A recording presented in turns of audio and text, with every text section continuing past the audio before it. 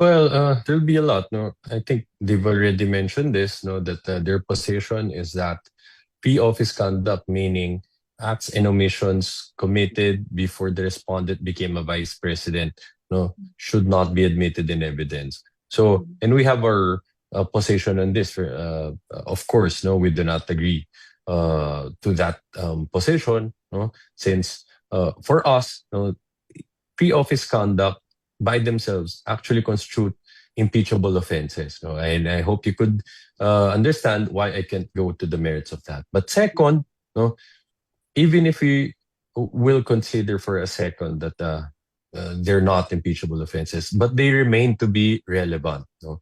Dahil itong mga prior acts or omissions na to, they could establish pattern, they could provide a baseline with respect to the wealth that was accumulated, which continued no, until dun sa 2022.